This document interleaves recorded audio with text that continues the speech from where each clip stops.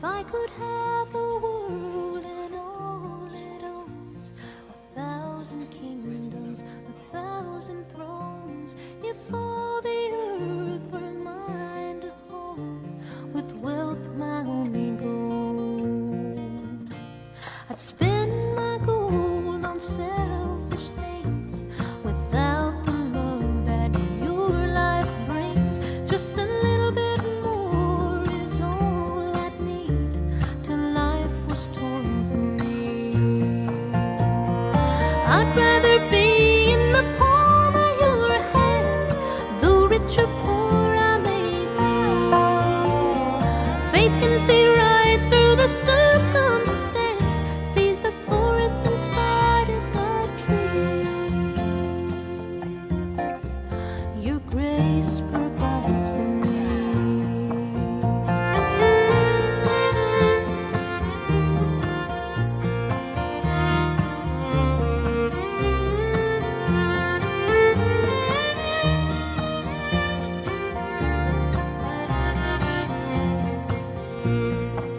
If I should walk the streets, no place to sleep, no faith in promises you keep, I'd have no way to buy my bread with a bottle for my bed.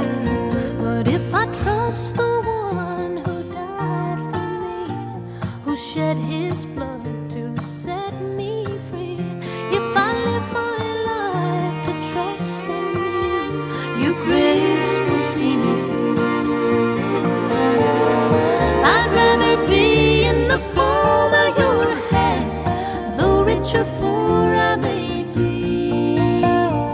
Faith can see right through the circumstance, sees the forest in spite of the trees.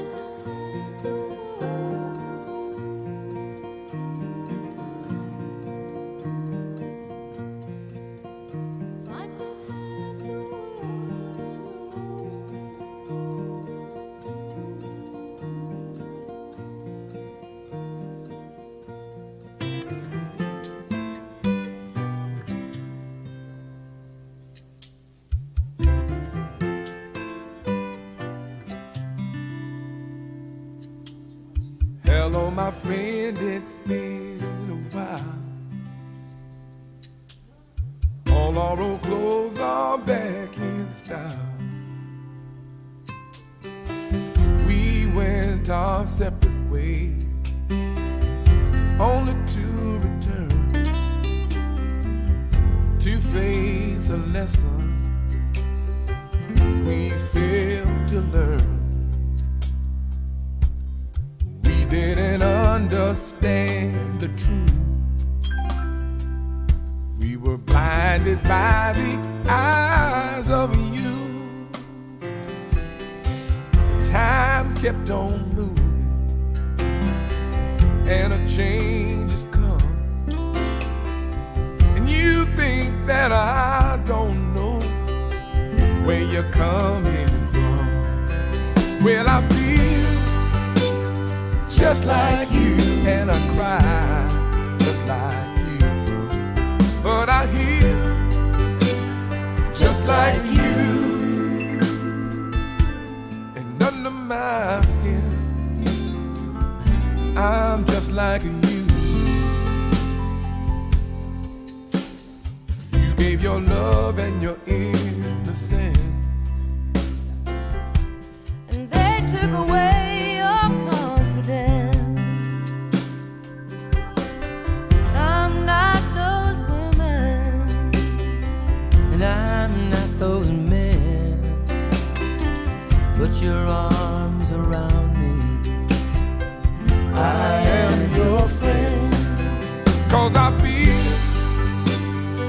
just like you, and I cry just like you. But I heal just like you. And under my skin, I'm just like you and everybody.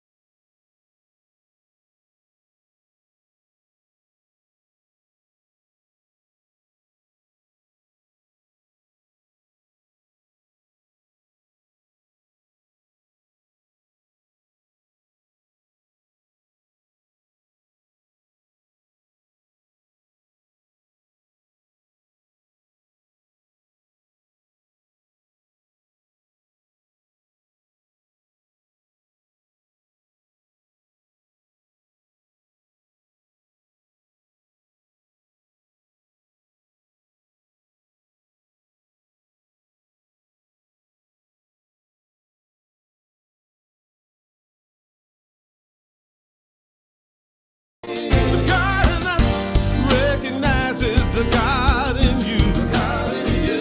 Whether you're black or white or gay or straight, Christian, Buddhist or Jew, this door is open to you. Good morning, Claremont Center for Spiritual Living. How are you this morning? Good morning. So nice to see all of you. Have you seen the mountains this morning? Oh my gosh, it's just glorious. I'm sure it's was quite brisk yesterday for the folks that live up there, but boy, it's pretty from here, isn't it? We'll just love it. Well, I'm Reverend Tracy and delighted to welcome you back to our wonderful, loving, supportive community where we come to remind ourselves of the greater truths of life. Know that you are part of that greater truth, and we are so glad you're here. I want to acknowledge our folks that are online because they are part of this community as well. And thank you all for joining, for being part of this. I don't know, it just always feels like a love fest, right? I come here to get filled up. How about you? Yeah, exactly. Well, to help us this morning, our practitioner of the day is Patty Powers. Patty will be doing our opening reading and an opening prayer for us to get us centered. And we have live music this week. We have Jeff back on the keyboards. And we've got Kat in the house. So glad to have you both here. It just, makes our day when we can rock out a little bit. Now, I also want to acknowledge that once again, our pandemic guidelines have changed. So masks are optional indoors. And I will say that, and I will also add that for those of you that are in close contact with people who are vulnerable, feel free to keep your mask on. If you are not vaccinated or otherwise inoculated against the virus, I encourage you to keep your mask on to protect yourself and to protect those around you. We have made it through this entire 2 years without having any spread happening from within this community. And I certainly don't want that to change now, right? We've done a really good job of taking care of each other. I would encourage you to stay spread out a little bit in the sanctuary. For one thing, it's good for me. It keeps me moving. And on the other hand, it gives you a little more air space, and we know that air space is important when you're dealing with respiratory diseases. So it's not gone yet, but we certainly have turned a corner. Our numbers are way down, and we just encourage you to be sensible, keep yourself safe, keep your loved ones safe, and be respectful. There's no judgment. If you want to wear it, wear it. If you don't wear it, don't wear it. If I wear mine, it's not to keep you apart from me, okay? And if you are still keeping your distance or keeping your mask on, and someone moves in for a hug that you're not ready for, then you hold up one finger and you say, I am loving you from a distance. All right? I am loving you from a distance, because it's not that there's no love here. There's only caring and compassion and health and wholeness. So that is who we are. So thank you all for making it in. We have lots to do today, so let's get started. I'm going to turn it over to Patty after we take that bowl and that sound and go within. So I invite you to take a breath wherever you are. And let the tone of the bowl simply take you to the place within your heart that knows only the notes of love and peace. That remembrance within that the divinity, the power, the allness of life is right there within you.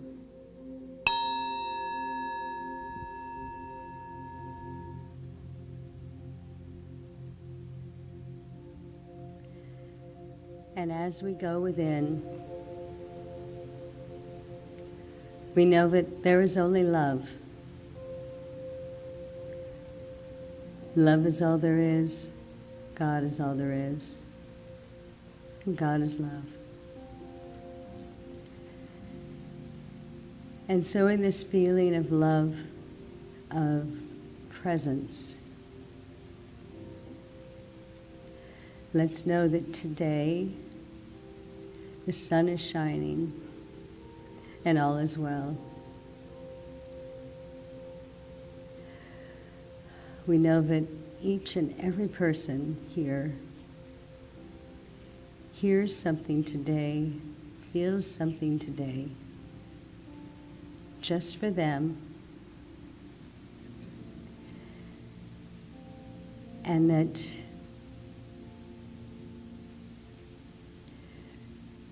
we spread this love, we spread this goodness amongst each other and out into the world, out into our week. And so knowing this, we let it go, we let it be, and say together, and so it is. My reading today is from What is Religious Science? It's by Reverend Jim Chandler. And the section is called Love. The more we realize that everything is a part of the one, that which we call God, we can only experience love. Everyone we meet, everything we do,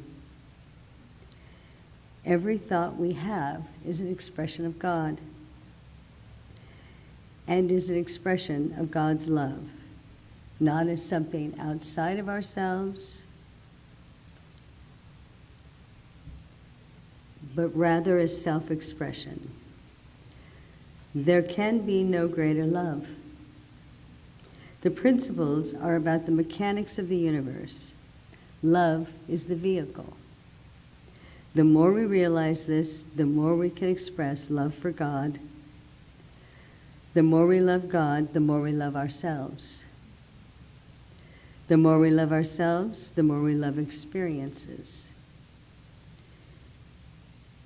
And the more we love experiences, the people, and the journey, we love the journey we are on through this life.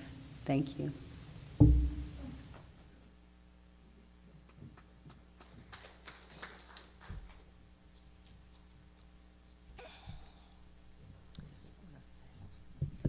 Good morning.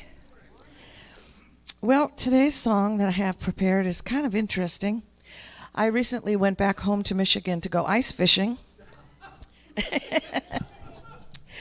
This is, what? It's a real thing. It certainly is. 15 below is a real thing, too. Anyway, I had a ball and I caught a lot of fish and it was just wonderful. And I came across this song and I started thinking about my hometown. I left very early. I left at about 18. And couldn't wait to leave. Wasn't exactly sure where I was going, but I knew that wherever I was going had to be better than where I was coming from, right? It's a very tiny town in Upper Michigan. Now the unique thing is, cut to 50 years later, it has completely reversed. And now, going back home feels like when I left almost. It's reversed. I can't wait to get there. It seems like the best place in the world.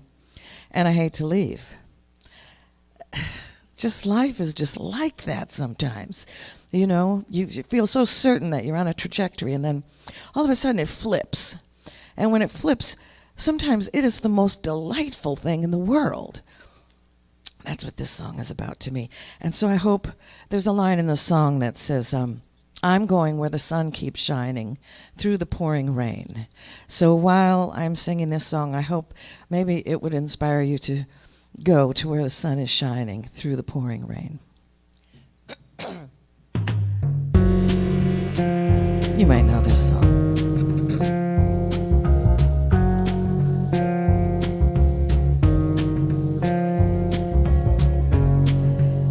Everybody's talking at me. I don't hear a word they're saying, only in the echoes of my mind.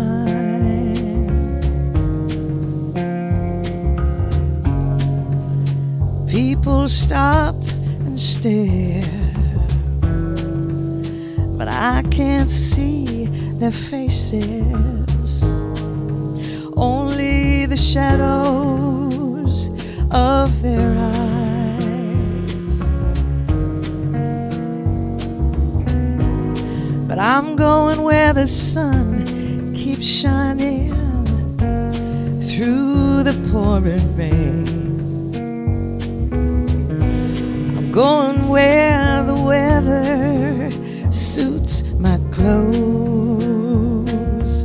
Yes, I am. Banking over the northeast wind, I'm sailing on a summer breeze and skipping over the ocean just like a stone.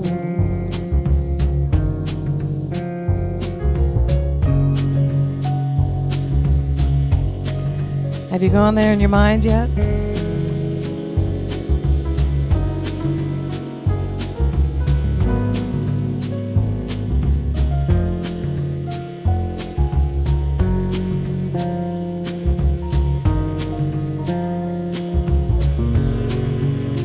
Everybody's talking at me, but I don't hear a word they're saying, only the echoes of my mind.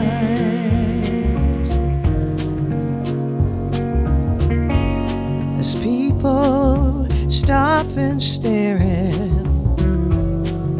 but I can't see their faces, only the shadows of their eyes.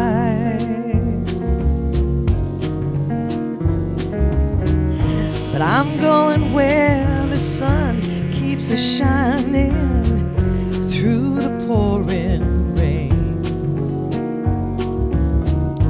Going where the weather suits my clothes. Yes, I am. Banking over the northwest winds, sailing on a summer breeze, skipping over the ocean just like a stone.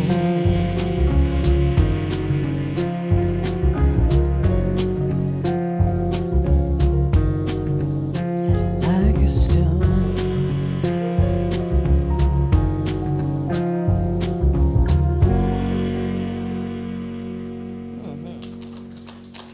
Thank you. That was delightful. I'll just sway. All right. Well, today we start a new month, a new theme. I'm going to light the candle for peace. Our theme this month is conversations, how to bring spirituality into our everyday life, which in a sense is what we always talk about every week, but that's our focus. And we're going to start our conversation series about speaking peace. You know, how to bring peace to difficult situations, difficult conversations. Because the truth is, Science of Mind gives us tools that allow us to shift our perspective on conflict, what that means. It helps us to manage how we respond to things rather than going into reaction, which is where a lot of conflict comes from. And it teaches us to go within before we open our mouths to speak. And that can be a really good thing, especially when we are looking to de-escalate something that feels divisive or unjust or alienating in some way. So I want to talk about the tools that we have that allow us to speak peace. I think the first tool that Science of Mind teaches is spiritual mind treatment, which is a very Science of Mind term for prayer. But not just any prayer, it's an affirmative prayer. It is affirming what we know within. It's acknowledging that there is a power of life that moves in and through us, that we are a part of, and that when we're paying attention, we set an intention to stay in alignment with what is good. Now, what is good can change based on circumstances and culture and whatever your family told you when you were growing up. But we're talking about good with a capital G. We're talking about those things which are affirmations of life, which are things like love and wisdom and beauty and order and joy and peace. So the first two steps of the Science of Mind treatment process are first acknowledging the greater truth, the greater power, the one good that we often refer to as God or spirit or nature or the essence of life, acknowledging and naming those attributes which are the essence of life that are always present. We may not always be acting from them. We may not always be seeing them in what's going on around us. But when you stop and think about it, there is always beauty in the world, right? Even if it's not right here. There is always love available, even if that's not the emotion we're feeling right then. So these are the things that do not change, that are always there. And the second step of the Science of Mind treatment, after we've acknowledged these greater truths, is to remind ourselves that we are that. That when we say we are made in the likeness and image of God, when we say that we are divine expressions, when we say that even though we are human, we are also this greater thing, we're reminding ourselves that the characteristics of the whole are the characteristics that we are also a part of. We express, just like, you may have your mother's profile or your father's hands. You have the characteristics of what gave birth to you. But when we talk about our spiritual nature, we have the characteristics of that creative spirit, which is the energy of all creation, including that which created us. So we use the tool of spiritual mind treatment to remind ourselves first of the overarching truth with a capital T of life, and secondly, to identify with that truth, to remind ourselves that this is the essence of who we are, that this life that we live is of a divine nature and it is our nature. Which means that the peace, the love, the wisdom, the order, the balance, all of those wonderful things are present within us. And so that becomes our starting point for speaking peace.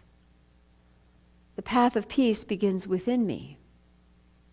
When I am at peace, when I come from peace, it changes the way I respond to and act in the world. And we know the world needs peace. The second tool that we use in Science of Mind that we teach is meditation.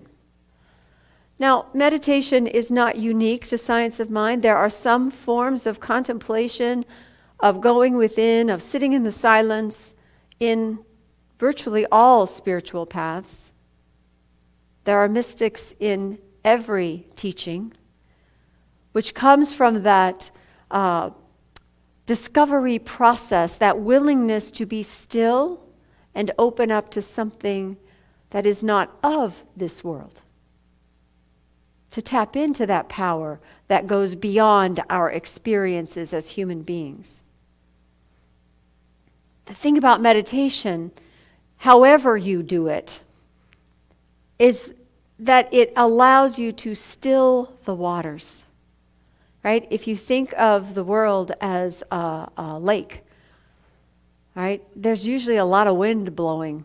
Yes? There are whitecaps, there may be currents, there are rivers feeding in and feeding out, and there is a lot of turmoil pretty much everywhere you look.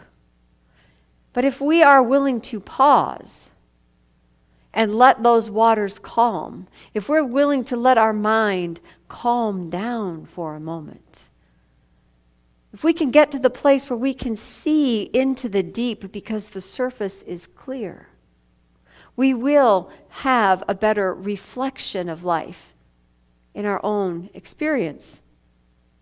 It allows us to change our perspective, to be reminded that there is a deep beyond the noise on top, right? That there is a place of calm underneath it all, that there is a unifying current that carries us all, regardless of what it looks like on the surface. So here's my Italian analogy. Has nothing to do with waving your hands around. When my grandmother would make chicken soup, there were all kinds of good things in there, vegetables and obviously chicken, and there was no store-bought chicken broth, right? This was from the chicken. So one of the processes of cooking chicken, she would cook it and then she'd take it out of the pot, take the skin off, take it off the bone and put it back in the pot. Well, if you know anything about chicken, it creates, there's a lot of fat that ends up in the soup. And it's virtually impossible to pull the fat out of the soup if the soup is boiling. You can't do it.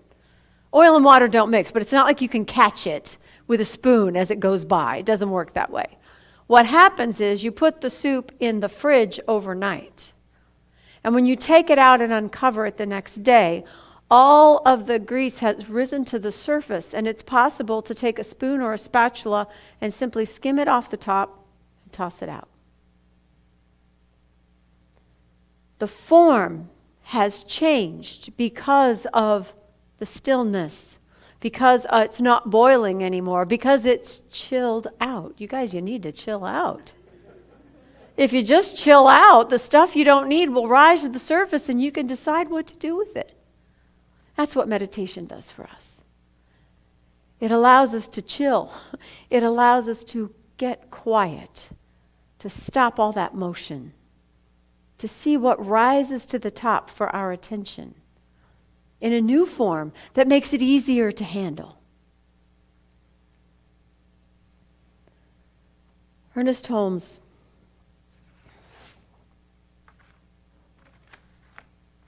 has many things to say about this. In the book Living Without Fear, he says, if we find ourselves surrounded by confusion, we should meditate on peace until we feel a sense of peace. Then, as the mind returns to its objective state, in other words, you come out of meditation, it brings an atmosphere of peace with it, which dispels the confusion, just as light dispels darkness. Thus, our meditation becomes a practical thing. It has an actual value in everyday experience. And that's what we want our spirituality to do for us. We want to see the value of it in our everyday experience. Because after all, we're going to have an everyday experience whether we're conscious or not, right? So why not do it from a place of peace? Why not have a greater awareness of the big picture, of the greater power to help carry us through and be that light that dispels the darkness rather than be at the mercy of what comes at us. We want that value to be, if it's really going to apply to everything we do, that includes chaos and conflict. See, we have a tendency to think that chaos or conflict or violence or anger or fear or despair are outside the realm of God. And they're not. You see the circle? That circle is all of life. All of life. The human experience and the divine. And that top portion is that divine idea. That's that love and beauty and truth and peace that never changes. And that bottom portion is how it shows up. And the part in the middle is the determining factor. It's how spiritual law works. It's how your personal opinions work, how your belief system works on those divine ideas. And so when we're talking about speaking peace, we're realizing and recognizing that in the world of form, the water is often boiling. Things are stirred up. There's a sense of chaos. There's a sense of conflict. I don't agree with you. It's because your ideas are stupid. Right? So we have to first understand that all of life is all of life. It's still part of the oneness. The difference is in how we choose, through our practice and understanding, to apply what we know on a greater level to the smaller things, to the visible things that confront us every day. So the third step of our practice, our tools, if you will, are how we apply our spirituality to all of that that's going on around us. The word conflict itself means to strike together. It means to be at variance, right? To be different from each other and come together. Well, of course we're at variance, right? Variety is the nature of life. The uniqueness that you are as an individual is to be celebrated. But of course that means we see things differently, right?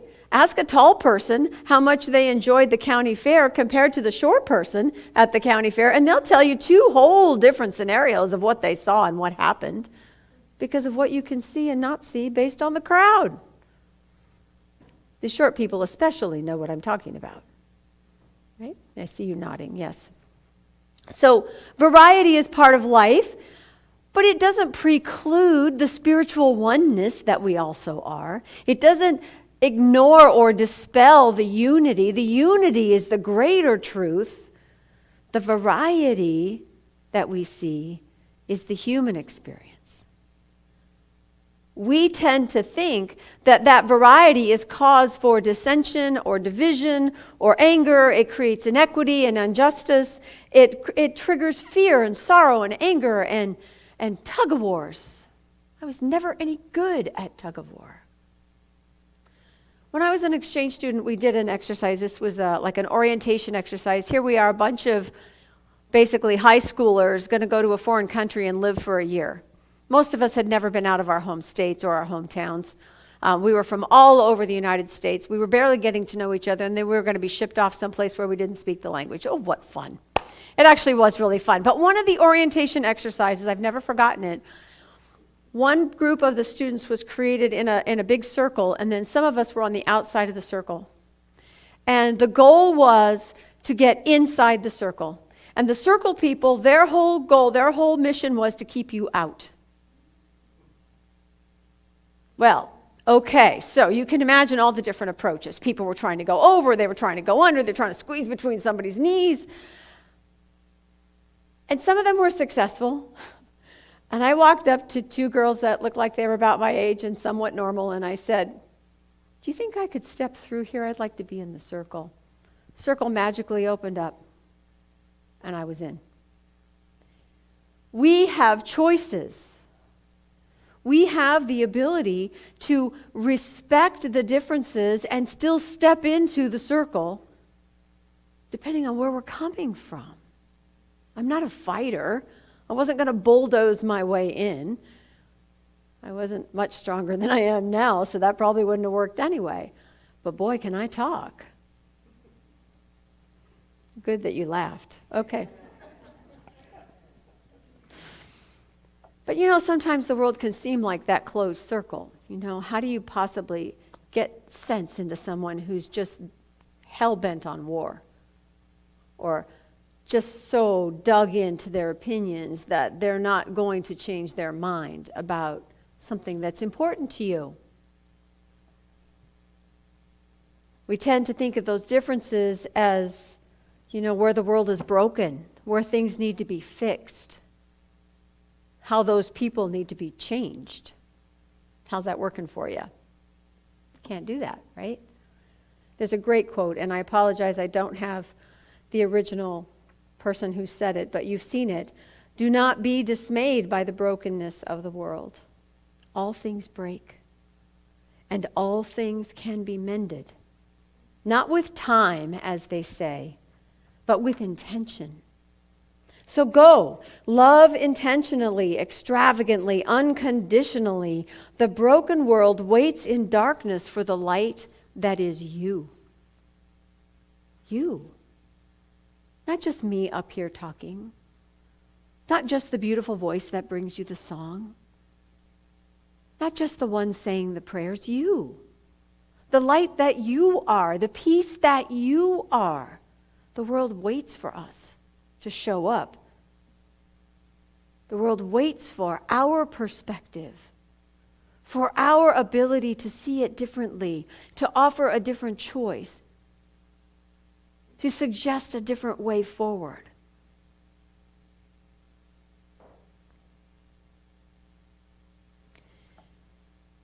At the CSL conference that was held in February, and at our annual meeting, Mary tried to play a video, the end of Reverend Edward Viljoen's talk at the convention, because he had a very important message. And I found the text of that talk, and it fits in with what we're talking about today. And here's why. He raised the question. He said, first of all, disagreement is not a terrible thing. People can disagree and still love each other. And I would add that people can be at odds with each other and still be peaceful. But he raised the question, is the New Thought community conflict avoidant? Yeah. We like to maintain a positive perspective. We like to see the good and praise it. It's how we identify ourselves, right? It's how we choose to see the world. The problem with that approach, we are discovering, is that when something truly unjust or disturbing does happen, no one else knows what we stand for until we claim our position clearly, kindly, compassionately. So he's not saying that we're called to enter into the fray, to become part of the conflict, to argue louder with the one we disagree with, but to claim clearly and kindly and compassionately what we stand for. He goes on to say, I'm very optimistic about the future because I believe that you and we have the heart to do this. We can do this. We can grow, evolve, learn, change, and be relevant players, proving every day that we can pivot, change, rinse, and repeat. Basically, we're called to show up as the religious scientists we are. We're called to show up in and as our own faith, as our own belief system. We say we believe this stuff. Well, we got to live it, right? He says, and because a community of people like you and me love each other and love the science of mind enough to let its moral and spiritual imperative come alive in us and shape us. Well, what is the moral imperative of science of mind? In everything Ernest Holm ever wrote, it's about inclusion. It's about love. It's about compassion. It's about open at the top, always willing to shift and change, not to get narrower, but to expand our understanding of life and of each other. Because it is in our relationships with each other that we are in relationship with Spirit. It is in our relationship with ourselves that we are in relationship with Spirit.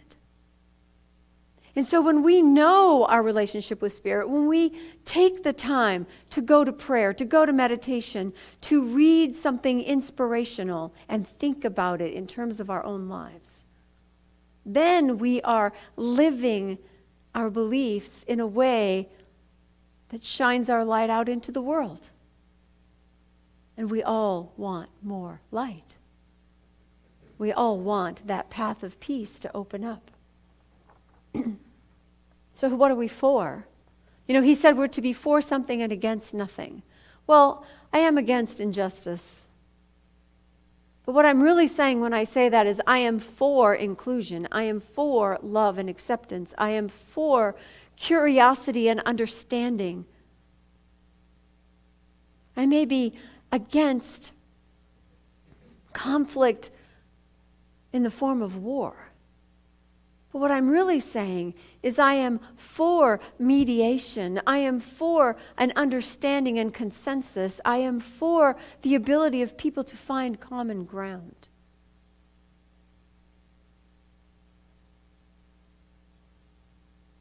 There's a powerful good in the universe, he says. It is flowing through us even now, creating a post-pandemic reality in which we are together again in a new way, in a vital form.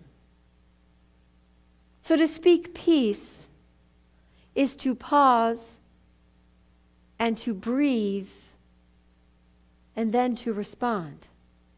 To speak peace is to be confronted with all that is happening in the world, not because we called it into our consciousness and, what's wrong with our thinking that all this stuff is that doesn't help anybody. That's a form of blame.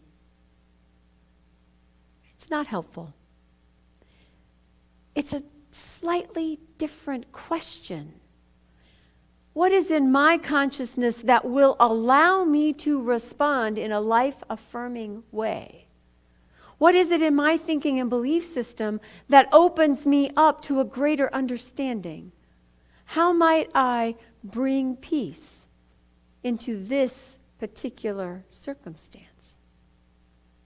You see, we're asking the same question, but from a different place, from a place of healing, from a place of wholeness, from a place of expectation that you and I are all spiritual expressions with the characteristics of the one power in, through, and as us. Therefore, there is a way forward.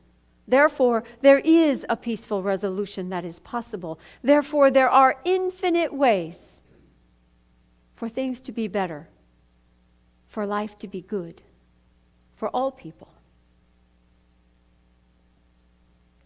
Pause, breathe, respond. That's our spiritual practice in the world. Because when we pause and we breathe, we move into the present moment, which triggers our spiritual awareness, which allows that deep knowing to be seen, so that when we respond, we come from a place of greater truth, of peace, of love, of compassion, of kindness.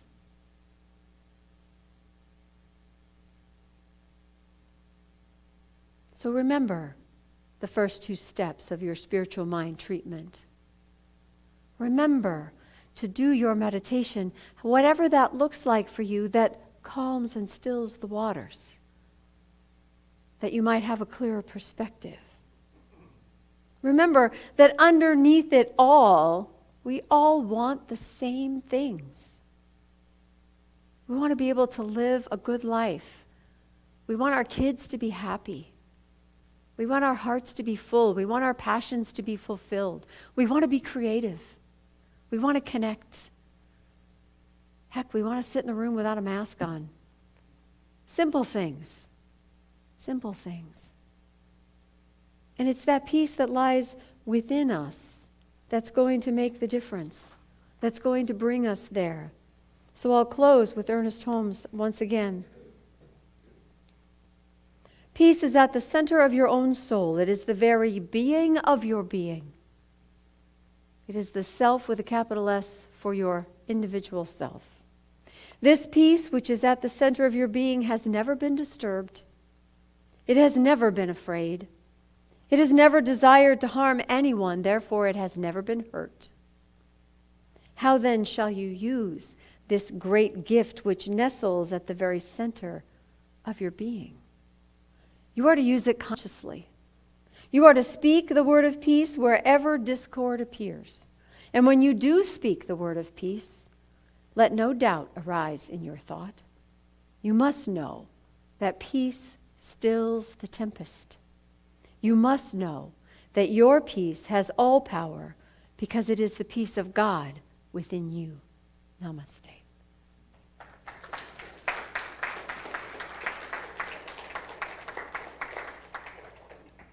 And let us take a moment of prayer. Breathing in. And choosing to realize once again that this peace that is within is not separate from God. It is not something that comes to us from outside of ourselves. This peace is from within. It is the spiritual nature that we are, ready to reveal its perfection and harmony. Not outside of us waiting to enter into our hearts, but rather inside, waiting for us to simply allow it to express in everything that we do.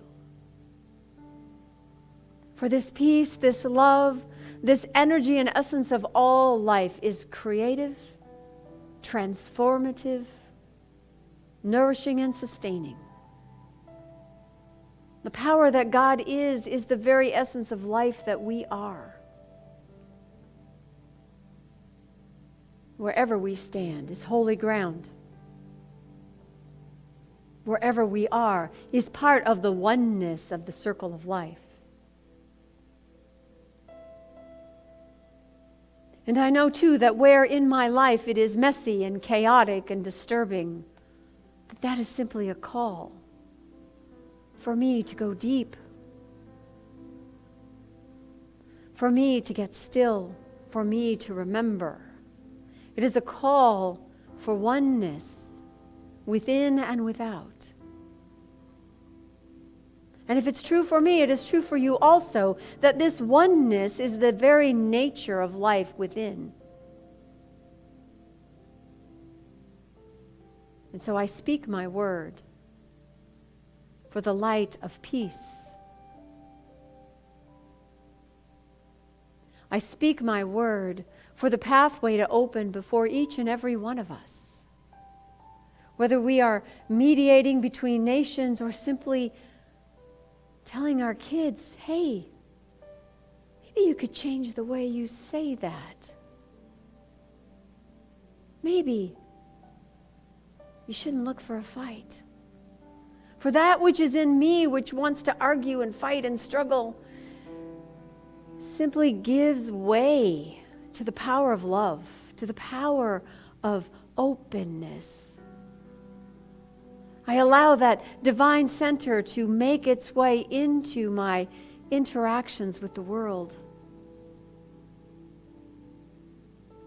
And as I see with the eyes of spirit, I experience the love that God is. I speak a word for this love to become ever more visible. I remind myself to remind myself that love is, peace is, wisdom is, balance is.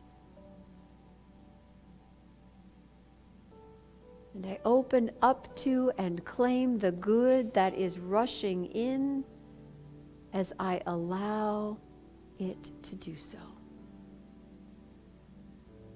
And so from this place of openness, of surety, of conviction in my belief. I give great thanks. Grateful for the love I see and recognize in everyone I meet. Grateful for this sustaining knowledge that all people work towards the all good the best way they know how. And that in love there is always more love. And I let this word go into the mind of God to become part of what outpictures in this world. For I know that in spirit all things work based on my word, my belief, my true nature, as I allow it to be so. I let go and let God unfold what is good, what is the highest, what is the best for all, into the experience of life, here and everywhere, within me and between us and the world. Peace is possible, for peace always is, and that is true, and I let it be so, and so it is.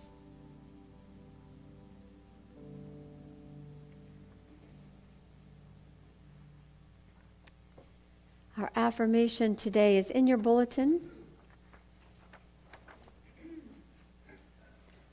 I'll read it through and then invite you to say it. The path of peace begins within me. And so it is. All right. Yes, let's have a little music, and then I'll talk some more. Oh, no, please. Let's sing. All right. Well, this is one of my favorite songs. I know I say that a lot, but this one just reminds me of spring, and boy, is it spring. My tulips came up, and my jonquils, and a couple other little things in the garden are starting to bloom, and it just makes me feel alive. The first buds that pop out, I just know, it's coming! Spring is here! And so we've had cold, hot, cold, hot, cold, hot. I don't know what today's going to bring, but it's coming! Oh, yeah. Oh, yeah, oh, yeah.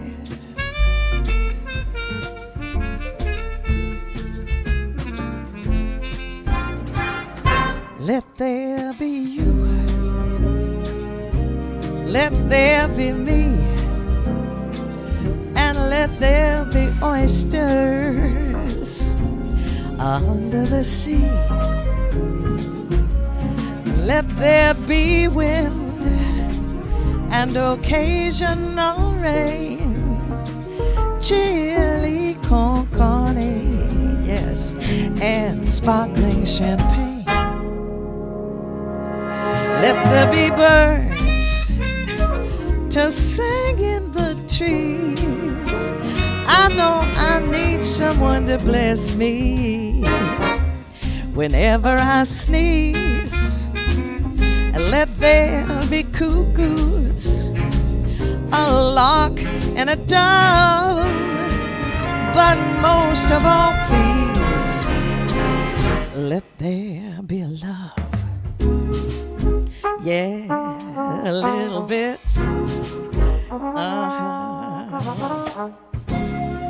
All we need is some more. Let there be birdies to sing in the trees. I know I want somebody to bless me if and when I should sneeze.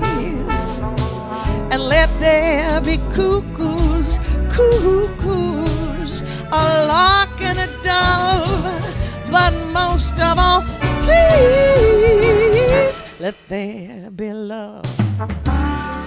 I want a little bit, yeah, just a little bit. All we need is some more. What we need is love.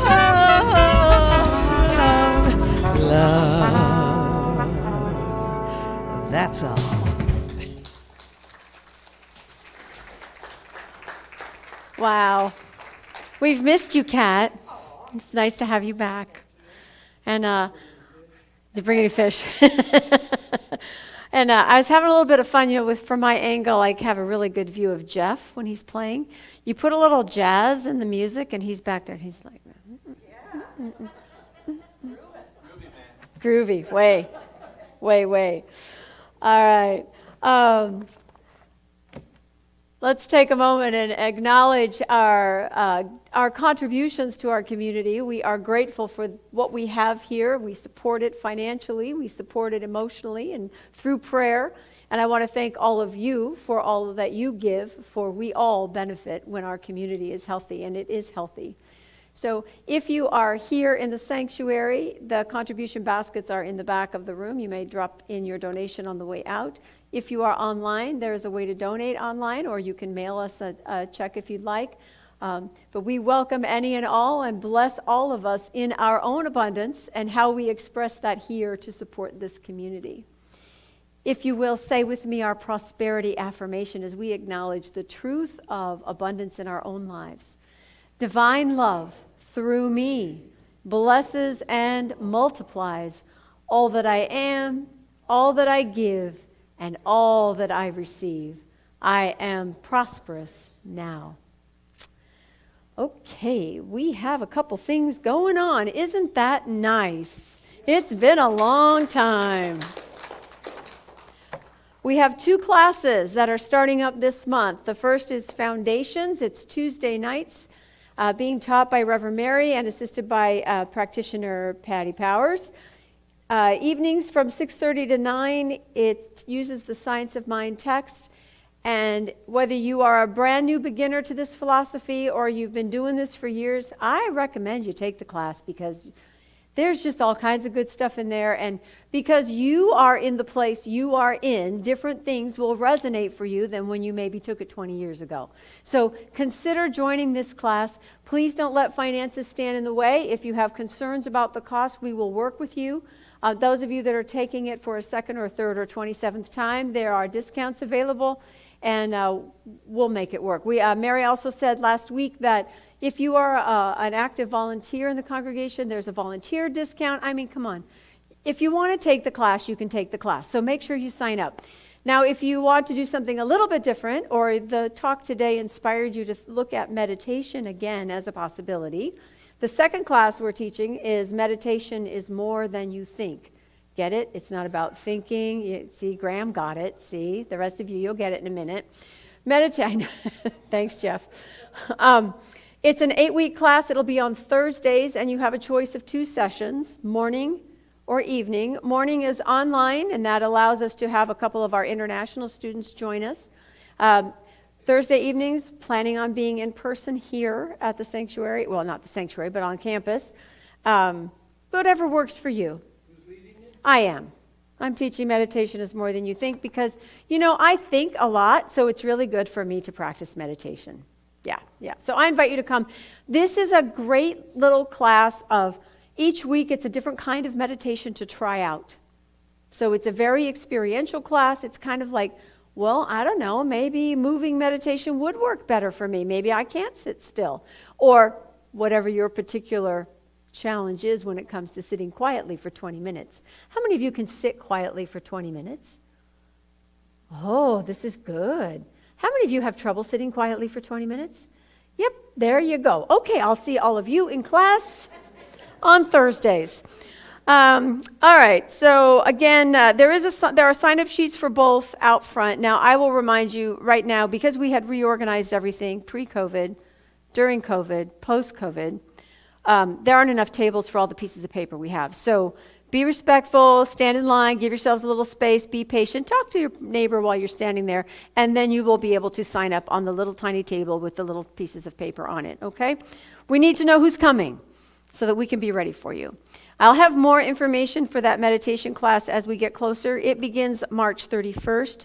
Foundations begins March 15th, I believe. Okay? All right, a couple more things.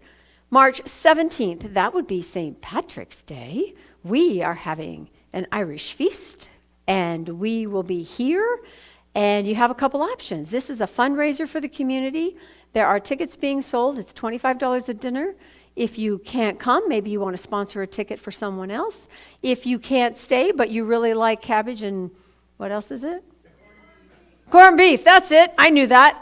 You know, Italians, Irish, pasta, whatever. Really good corned beef and cabbage, etc.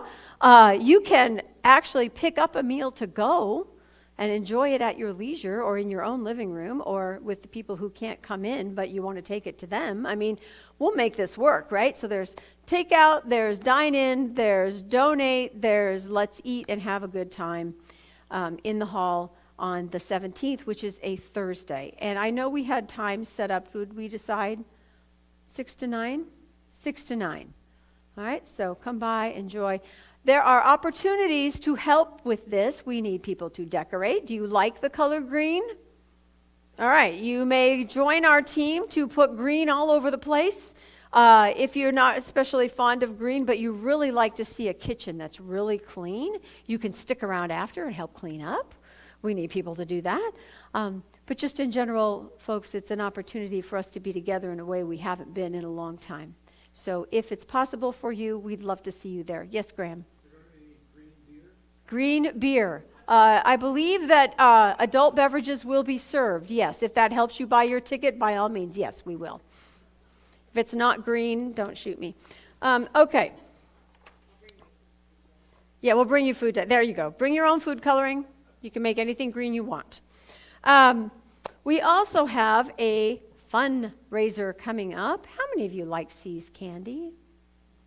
How many of you like to give See's candy as presents? How many of you like to get See's candy as presents? Okay, those of you that like to give, notice the people who like to get. This is your opportunity to make each other happy. Girl Scouts shouldn't have all the fun. Here is an order form. Here are pretty pictures of all the options. Walk around, go bother all your friends and relatives. If you'd like to go door to door, make sure you take a buddy. If you go door to door, wear a mask just because. All right, you have an envelope, so just like the Girl Scouts, you collect your payment for what people want to order. You put it in the envelope. You bring it back to us by March 20th. We'll get the candy here. Everybody will have chocolate for Easter. Sound good? Yes. I don't know about you, but this is very similar to Christmas shopping. I buy one gift for you and one for me. And then I buy another gift for that person, and then I buy one for me. So there's nuts and chews, milk and dark, lollipops, peanut brittle, chocolate butter eggs. Oh, come on, guys. All right, so order forms and envelopes are in the foyer. Please take one with you. And we have a contest going because heaven knows you'll forget if you just put it on the dining room table and don't look at it again. The contest is the one with the most orders gets a $25 bottle of wine and $25 credit in the bookstore. Can you make that work? Yeah? Okay. All right. That's a lot of lollipops, but I bet you can find somebody that wants a box. What do you want for Easter? What do I want for Easter? Nuts and chews. Nuts and chews. And if you, yeah, that's okay. I can make that work. Oh, look, and there's even the cute little Hoppy surprise box. It's a little tiny box with little bunnies on it that has 4 pieces of chocolate plus 3 of those little molasses chips, the crunchy things. Yeah, there you go. See? Jeff apparently likes those. So bunny boxes for Jeff. And yeah, okay. So candy, St. Patrick's Day, classes. We got it? Thank you. Fun, yes, fun is good. And it's next Saturday at noon. We will have our remembrance service for Reverend Dr. Pat Perkins. So I would invite you all to come, to bring people that you know her, that would love to pay their respects and have an opportunity to share stories and give each other hugs, in her memory, and just light up the room with thinking about her. So Saturday the 12th at noon here. Please come. Please come. All right? Anything else? Yes, Regina. Oh, okay. We've got flyers now for St. Patrick's Day, so you can take those. Also, make sure you sign up for dinner so we know how much food to make. We'll probably make too much, but we need to know at least what the minimum is, so make sure you tell us if you're coming. We don't quite have the logistics down for collecting payment yet, but we'll get there, okay? So if you want to give us money, you can throw it at us, and if you want to save it till next week or at the door, whatever, we'll figure it out. But do have a sheet. Yes? They've got it organized. All right, so buy your tickets today then. What do I know? Answered prayer. Speak your word, and there it is. Wow, this stuff really works. Who are we giving the money to? Pat Frommer's got it. Okay, all right. She who is cooking the meal is also taking the money. I think this is a good thing. Yeah. All right. I love you all. Let's stand up. Let's make a circle. And you know, if you want to sing along to Eddie Watkins today, go for it. Heaven knows you've heard the words enough. Take a look at the person next to you and say, God loves you and I love you too. Now feel the love in the sanctuary. Lift your voice and repeat after me. We come together